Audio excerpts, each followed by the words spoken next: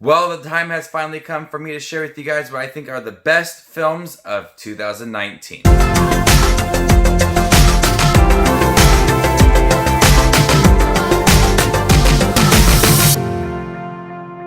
Hey everybody, my name is Justin. I love to watch movies. If you guys love to watch movies too, you guys are in the right spot. Make sure to hit that subscribe button down below and click that bell notification for more up and coming videos. Today, I will be sharing with you guys what I think are the best films of 2019. Now, this has been a really great year. Last year, I had a hard time coming up with a top 10, and I almost contemplated not even doing a top 10 list for you guys because of the movies that just had come out. This year, so many great films. I'm doing a top 15 movies of 2019 because there's so many films that I want to talk about. I'm not going to be doing a worst list because I just want to talk about the positives this year. I don't want to talk about the worst films of the year. So before I go into my top 15, I do have some honorable mentions, films that were really good, but just did not make the top 15. Films like Portrait of a Lady on Fire, Waves, Knives Out, Spider-Man Far From Home, Honey Boy, and Lighthouse. So let's get this video started. Coming in at number 15 is Queen and Slim. Queen and Slim is a great directed film. It has a lot of intense moments and a really good relationship between Queen and Slim within the movie. It's a truly heartbreaking film that I didn't review for you guys. I saw it a little bit after it was released. But it is a truly emotional film that has relationships that were built up very nicely within this movie. The two people in the film went on a date, and events taking place that night involving cops led them on the run. But they didn't really know each other in the beginning of the film, and as the movie progressed, you fell in love with these characters and their relationship. And even though they were on the run from the cops, Slim still tried to find the best parts of life. This movie is very beautiful at times, and it's really hard to watch as well. Coming at number 14 is 1917. This is a technical achievement in filmmaking. This is such a intense movie. This is a movie that is filmed in one shot, so you get to see everything just right in front of you. It adds all of the intense moments of war and all of the grittiness of it as well, and all the emotional moments that come with being in war. I love movies like this that have that really long shot. And 1917 is easily one of the best ones that I've seen like this. By having it with those long shots, you can just feel the effects of the war, and all of the action moments within this movie are filmed beautifully and add so much intensity to the film. This is one of the best directed films of 2019, and my God, it was a masterpiece. Coming in at number 13 is The Irishman. The Irishman was on Netflix and one of Martin Scorsese's best films. This is a really great film. I love the performances in here from Robert De Niro, Joe Pesci, as well as Al Pacino. Everybody got a chance to truly shine in this movie. Jumping back and forth between certain time periods, you got to understand Robert De Niro's character really well and what he did throughout his life. Joe Pesci was great in the movie as well. And this movie being so long, you got to really understand each character. And as they grew up throughout the film, you get to see their characters evolve as well. I thought the choice to have this be such a lengthy film was a smart choice because it added a lot of character growth within the film. Martin Scorsese is a great director, and The Irishman is another great film from him. Coming in at number 12 is Uncut Gems. Uncut Gems is Adam Sandler's best movie ever. It is such a crazy, anxiety-filled movie with Adam Sandler continuously making bets and trying to get out of a situation that he is in. He has this gem that is rare, and he's using it to make more bets in his life. This movie is just constantly moving. It is a quickly paced film from the Safdie brothers, who directed Good Time, and this movie is just, it's crazy, it's out there. I love Adam Sandler's performance. He matches the tone of the movie and its pacing as well. Kevin Garnett in the movie is a basketball player, and he is so good in this movie. The performances from everybody is really great. I love how crazy this movie is, and the pacing is really quick. Even though it's over 2 hours long, it doesn't feel like it's 2 hours. Adam Sandler plays a scumbag, but you still kind of like the guy. He's able to manipulate people really well. And betting on sports can be intense because you want to win, and it definitely captures that atmosphere at the end of the movie. Coming in at number 11 is Booksmart. Booksmart is one of the films from 2019 that I've wanted to see over and over again. This movie has always been on my mind since I saw an early screening for it at the beginning of the year. And it's such a hilarious film. Olivia Wilde is a great director. She really captures some funny moments within this movie while also adding a lot of emotional moments. While it being very generic at times, it still feels very fresh. It reminds me a lot of Superbad.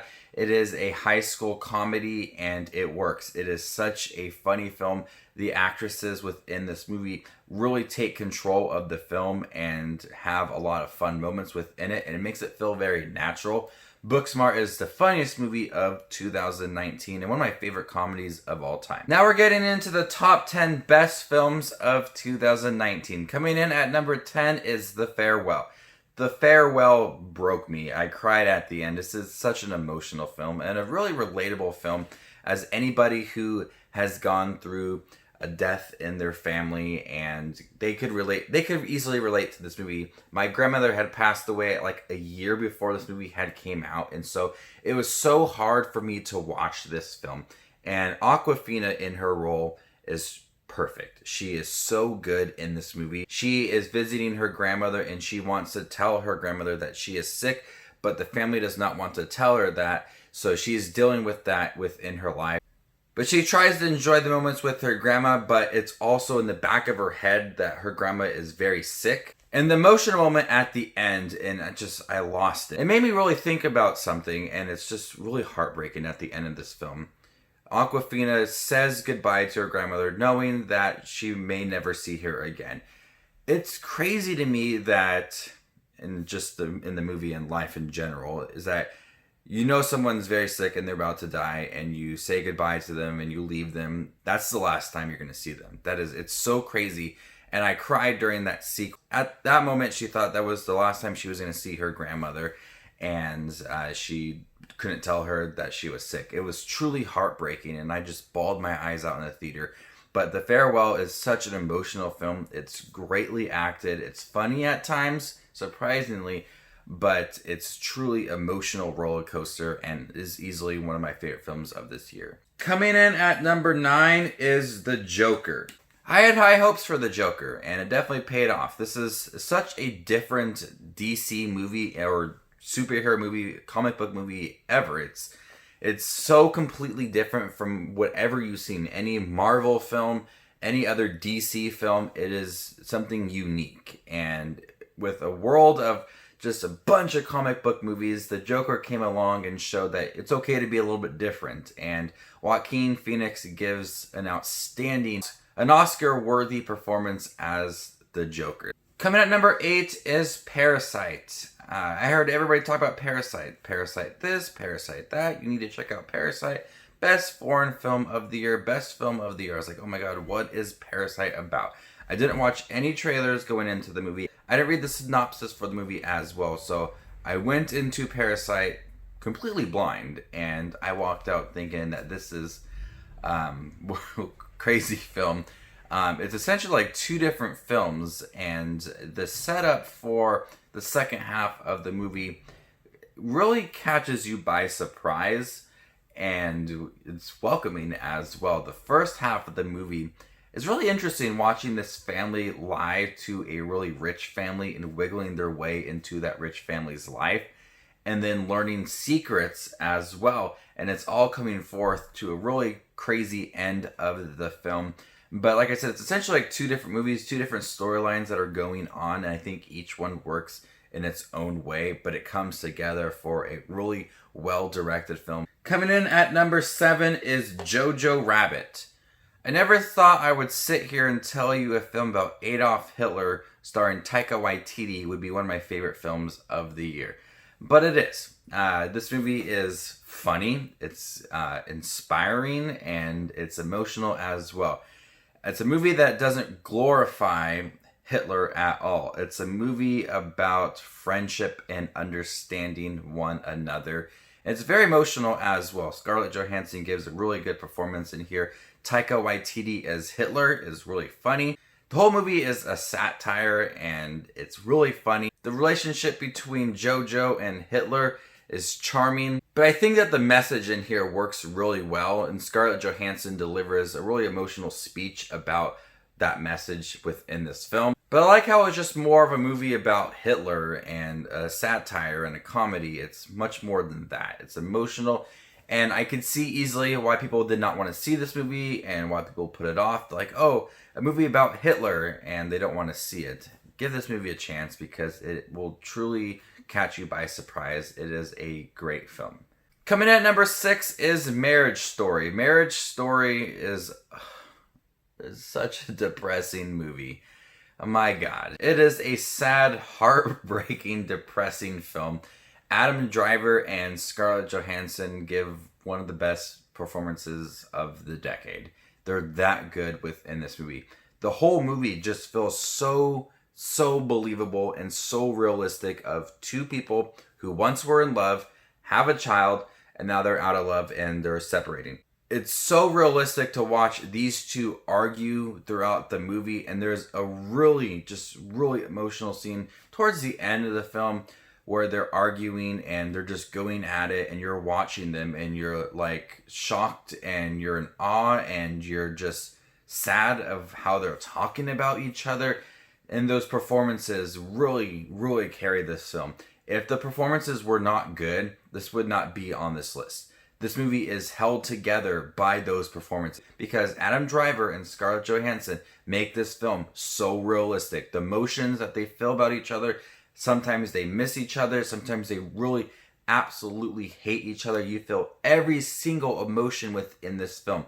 And it's hard to watch. It makes you think a lot about marriage and people's relationships with one another. And it's a movie that I was looking forward to. I really like Noah Baumbach as a director. This is probably his best film ever. I really do like Mistress America as well and Frances Ha. But Marriage Story is so completely different from that. It's a devastating, heartbreaking, depressing film that is so good as well. Coming in at number 5 is Little Women. I recently saw Little Women and I fell in love with this movie. I love Little Women. It is such a good film. Florence Pugh's smile is so contagious in the movie. The acting from everybody, Emma Watson, Florence Pugh, Saoirse Ronan in the movie. The 4 March sisters come together to have such a charming, realistic bond as sisters. This movie bounces back between the present time as well as the past, and then it works itself up to that time. So the storyline is not very straight, and I think it adds a lot to certain relationships throughout the movie. But this is a movie that I was smiling throughout the whole entire film. There hasn't been a movie this year, really. There's been a lot of films like Booksmart and Jojo Rabbit that made me smile and laugh. But Little Woman is a film that I smiled like throughout the whole entire film. There's a few emotional moments towards the end, but for the most part, I was completely giddy about this film. I fell in love with the characters. I wanted to read the story. I want to watch all the other Little Women movies, and I'm afraid they're not going to be as good as this one, but I absolutely loved Little Women. It is one of my favorite watches of the year. The performances are really good. You can just tell that all 4 of them had such a fun time filming this movie, and I can't wait to see it again. Coming in at number 4 is Midsommar, another film that stars Florence Pugh. She is having a great year. She also starred in Fighting With My Family, and she'll be in Black Widow next year. But Midsommar, my God, whew, that is a roller coaster of a film. Much like Hereditary, it completely spirals out of control and has such a perfect build-up. This is a lengthy film, but every single scene from the beginning, something is not right. Even when it looks great and something is just really easygoing, something is not right. And the perfect build-up to an all-out, bloody, violent end to this film felt very earned. The build-up is perfect. The atmosphere is just so dark. For a film that takes place mostly during the day, it's crazy that you can have such a violent and gory film, a really horrific film during the day. It shows you that anything can happen during the day as well. Most horror films take place during the nighttime. This film takes place during the day. And I'm not sure if I would call this movie really a horror film. It'd be much more of like a psychological thriller and just It's so bizarre. The movie is beautiful to look at as well. All the costume designs and the set location, it's beautiful to look at, and I think that contrast works. That it's so beautiful, but also so dark and haunting as well. And Ari Aster found that perfect balance within this movie. Coming in at number 3 is Once Upon a Time in Hollywood. This is Quentin Tarantino's latest film, and the performances from Brad Pitt, Leonardo DiCaprio, Margot Robbie, everybody else in this film is really good. It takes some true stories and kind of switches it on its head, does things a little bit different with it. Quentin Tarantino does a great job directing this film. He really captures that time period that this movie takes place in. Leonardo DiCaprio gives a really good performance, and I really hope that he gets nominated for an Oscar, as well as Brad Pitt. Brad Pitt gives a really funny performance at the end of the film. And watching the moments of Leonardo DiCaprio act within this movie just shows that he is a really good actor in general. Coming in at number 2 is John Wick Chapter 3. This is such a crazy action-filled movie. It's violent, it's always moving, it's quickly paced. The story for John Wick has caught up with him, and this movie allows for it to be constantly moving, which fits for the actor. Keanu Reeves is the best in this movie. The fight sequences are filmed so well, they add such intense moments to the movie. They're not those really dumb action scenes where everything is just choppily edited and you can't tell what's going on. That's not a John Wick movie at all. This movie, action scenes are filmed so well that you could catch all of the action right in front of you, and you're just on the edge of your seat, loving what you're watching. And then you get to a new scene and you get something new. These action scenes may seem a bit repetitive throughout all 3 movies, but they're so cool to watch. And I absolutely love John Wick. This movie franchise so far is perfect. I can't wait to see the 4th film, I think 2021. But right now, John Wick Chapter 3 is my second favorite film of the year, and I love how action-packed and brutal this movie is. Keanu Reeves is the best in this movie, and I absolutely loved Halle Berry's performance in the movie as well. And all those action scenes she's involved with John Wick are great. There's also some impressive action scenes with some dogs. There's just so much for this film to offer, and it all works really well. But coming in at number 1, my favorite film of 2019, and I'm not going to make the mistake this year, and that is Avengers Endgame. Last year, I put Avengers Infinity War, I think, at like number 4, and I rewatched that film so much, and I regret not having it at number 1. Endgame is number 1. I love this movie. I love the Avengers movies. This movie captured everything that the Marvel movies have built up to and gives you one of the best cinematic moments of all time.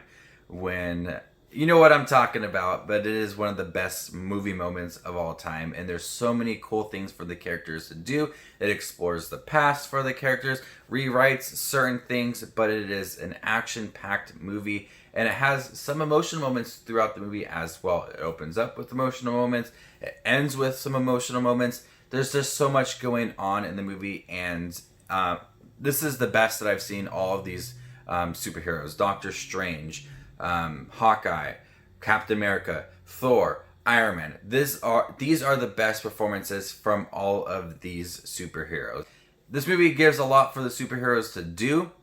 Some may be very different from what we've seen them in the past, but it works, and you find it really funny. You find some charm within this movie, even though it's really bleak. But Endgame is one of the movies that, got me cheering and got me so involved within the theater, and I loved it. And I won't make the mistake. I've watched it so many times since it's been released on Blu-ray, and it's a movie that I still enjoy to this day. And that's why Avengers Endgame sits at number 1. Ooh, so there you guys have it. All of my favorite films of this year. These are what I think are the best films. There's so many good films this year that I wanted to talk about. This was a great year for film, and I really hope that 2020 is just as good.